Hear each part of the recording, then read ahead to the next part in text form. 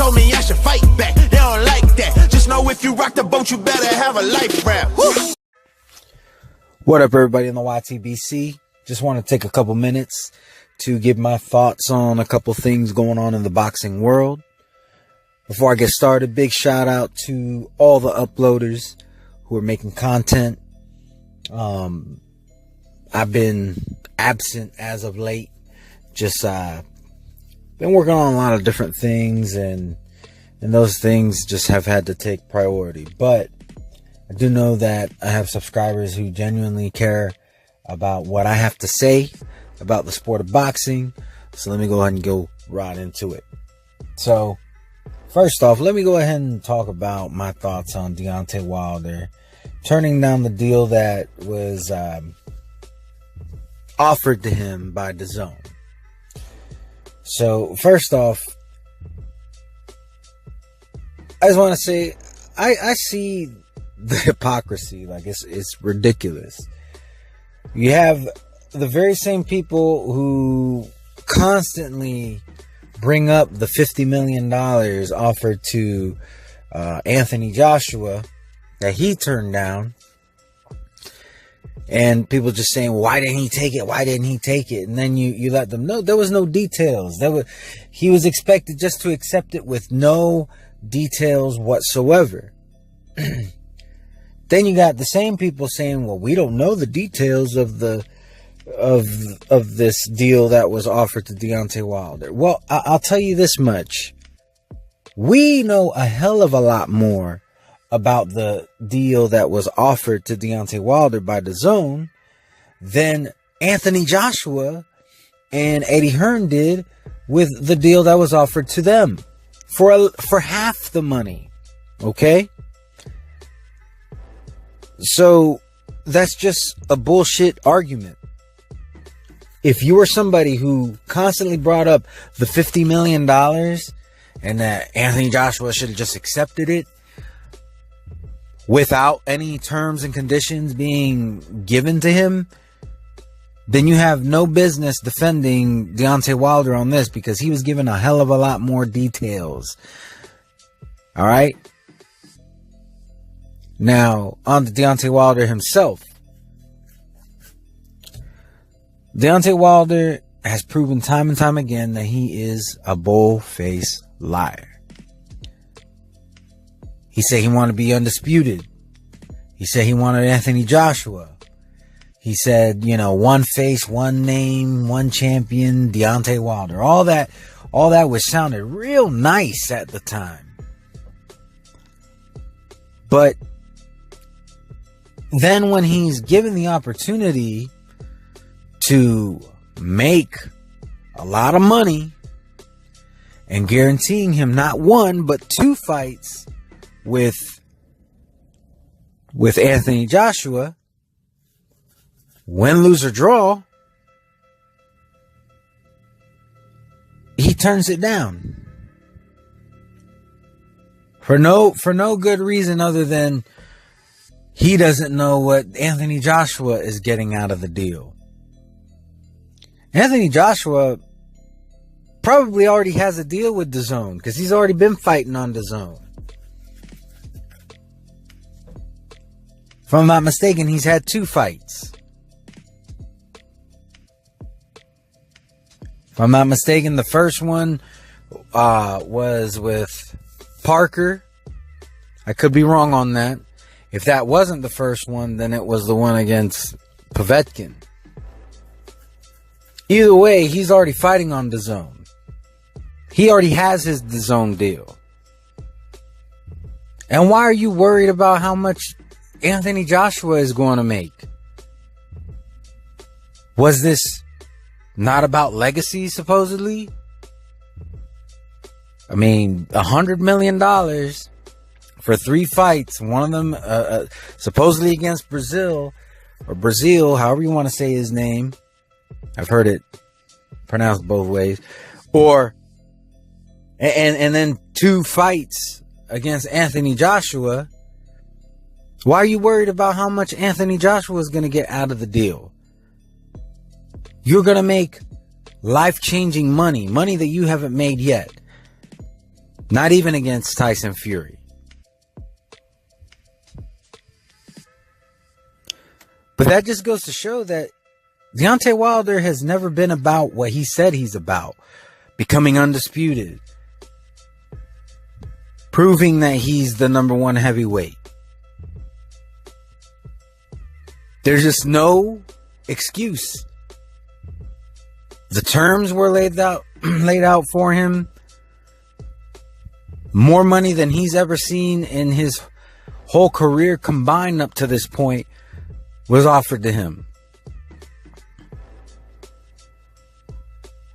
And he just turns it down. Deontay Wilder's full of shit. If I'm being honest, he's just full of it. He's been full of it. This ain't the first lie that he's told, but it's probably the biggest when it comes to his career. Speaking of DAZN, I want to go ahead and touch on the price increase that DAZN has announced. I'm sure everybody listening to this video has already heard that it's changing from $9.99 a month to $19.99 a month. Essentially, they're doubling the price. Now, there's apparently been like all this outcry because of the price increase. The same people who are making the outcry are leaving out the fact that you can also pay $100 and get a year, which comes out to less than if you were paying $9.99 a month. They're also leaving out the fact that if you're already subscribed, you're guaranteed the $9.99 for a year. So you're not losing the price. That price is locked in if you're already a subscriber. And in fact, as of right now, you can still subscribe and get that price until the 25th.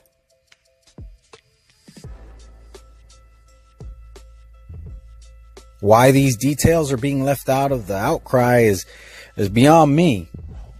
Actually, I know why. I'll get to that in a moment. But first off, let's talk about streaming services as a whole. It is not uncommon for streaming services to increase their prices. Now, granted, I didn't expect the price increase to come this early. I mean, I'll give you some examples.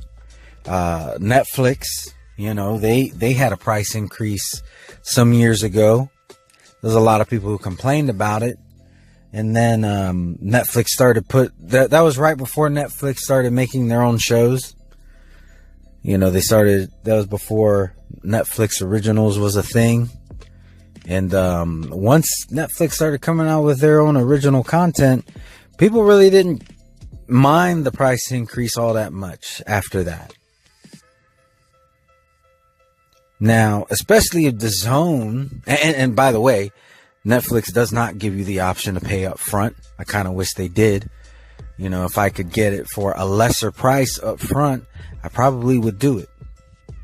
I've been a Netflix subscriber for over 10 years at this point. But anyways, so back to subscription services. Amazon Prime.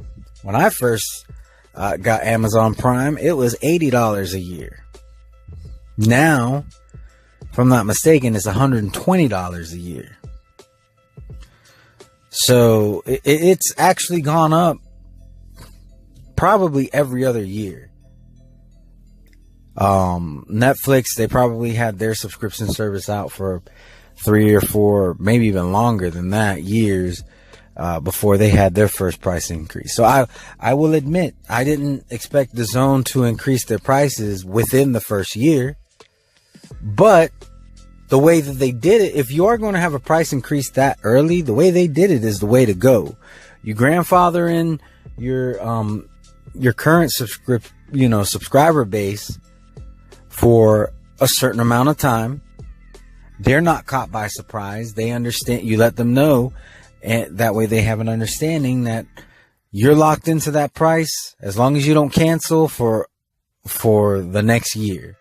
once that year is up, the price is going to go up to what everybody else is currently paying, unless you want to go ahead and pay the year up front, which once again is actually cheaper than the $9.99 that people are paying a month right now. Comes out to $8 something. It's not a great deal less, but it is less nonetheless.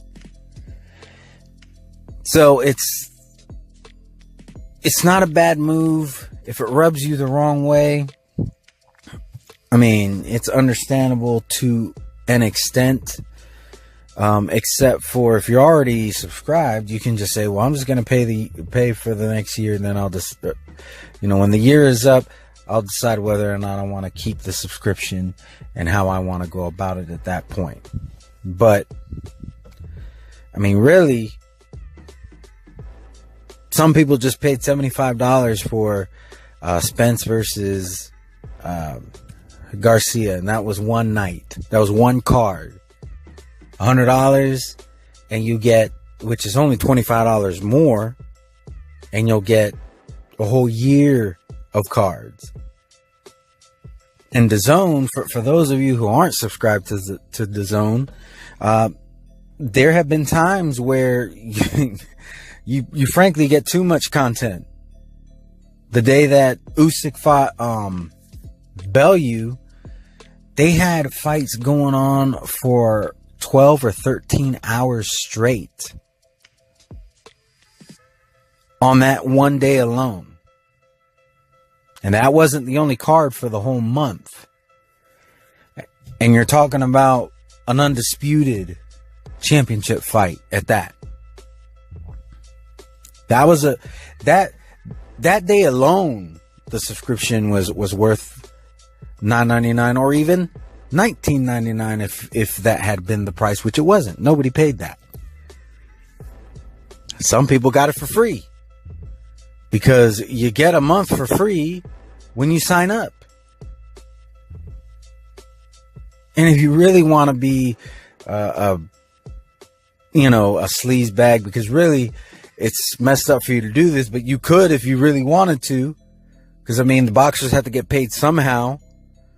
But you could just create a new email and create a new login, and after the month cancel it, and you could do that and get it just for free.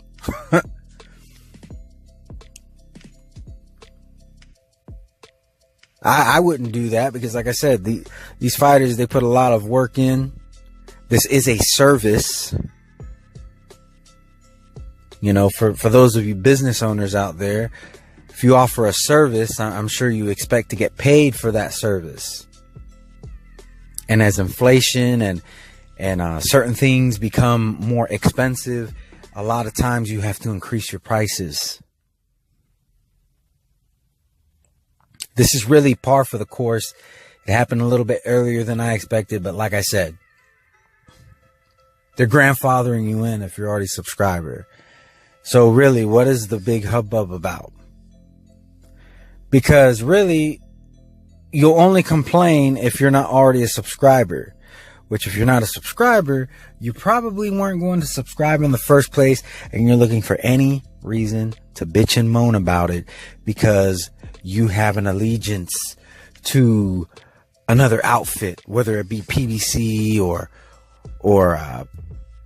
ESPN or whomever.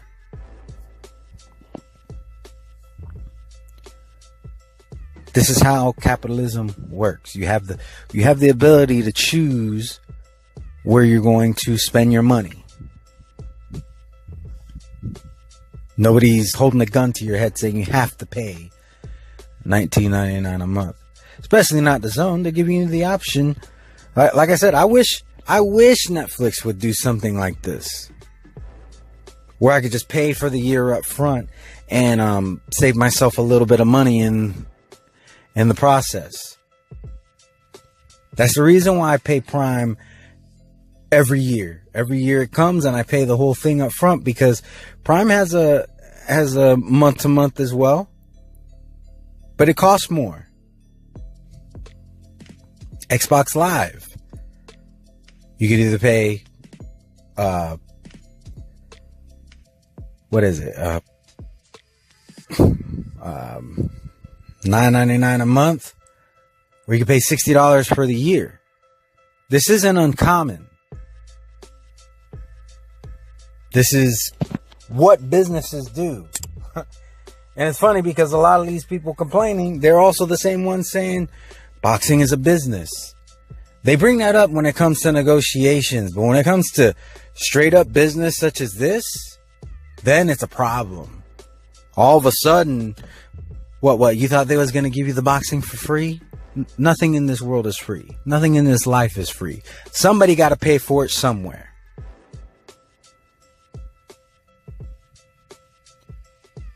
Now, let me go ahead and just get to the last topic that I want to touch on real quick. Spence versus Garcia. Congratulations to Spence for beating a man that I knew he was going to beat. That's as much credit as Spence is going to get. For me, at least. Some people are putting him pound for pound number one. That's outrageous. That's ridiculous. When people were putting Lomachenko number one, I felt that was outrageous. But Lomachenko has done far more than Spence has, and so has Terrence Crawford. The fanboyism is just ridiculous. It's gotten way out of hand. From Deontay Wilder to Errol Spence Jr. Because a lot of people were putting down Terrence Crawford, who moved up, fought a champion in his first fight, and then fought another guy, and that champion was bigger than him, fought another guy who was bigger than him, and it took 12 rounds, but he got a knockout on Benavidez. But Errol Spence Jr. fights a guy who moved up 2 weight classes. And yeah, I know Mikey Garcia fought at 140 against Adrian Broner, but that was one fight. And to be honest, he didn't look all that great in that fight. He won, don't get me wrong. I don't think he lost that fight, but he really didn't look all that great. So yeah, he moved up 2 weight classes, and Errol Spence Jr. couldn't even knock him out. Somehow that puts him above Terrence Crawford, who moved up and beat bigger guys than him. But this guy's going to go 12 rounds and stop both of them, by the way. He stopped Horn. I believe it was around 10, if I'm not mistaken. 10 or 11. And then he stopped Benavidez in the 12th round. There was no stoppage against Mikey Garcia. It was a unanimous decision. I mean, yeah, a win is a win, but when you're talking pound for pound status, nah, he doesn't get that credit from me. Terrence Crawford is my number one pound for pound. And Terrence Crawford beats Spence, in my opinion. And until they fight, it is just my opinion. But don't be surprised if that fight happens and my opinion becomes fact.